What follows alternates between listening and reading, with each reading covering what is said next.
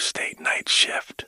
If you're reading this, you've been selected to guard the upper floors after midnight, a place where elevators move by themselves, and screams echo from levels that were sealed decades ago. Follow these rules exactly as the nun gave them.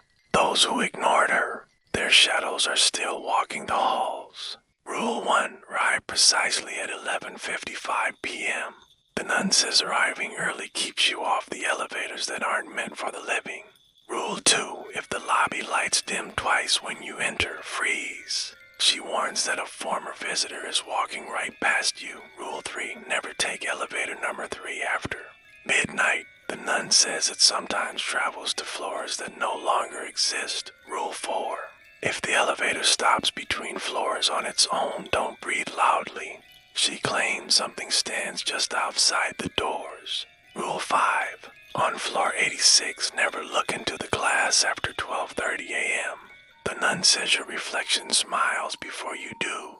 Rule 6, if you hear footsteps behind you on the observation deck, don't turn around. She warns it copies your steps to stay close. Rule 7, do not touch the railing if it feels warm.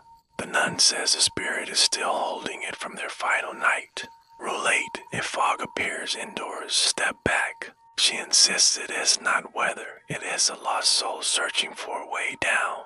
Rule 9, keep your radio volume low. The nun says the dead use it to whisper warnings you shouldn't hear clearly. Rule 10, if you see a visitor standing alone after closing, avoid eye contact.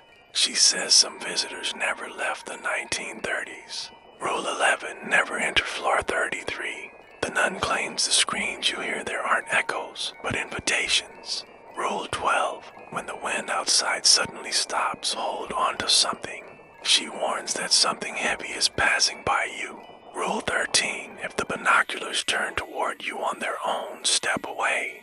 The nun says something is using them to study your face.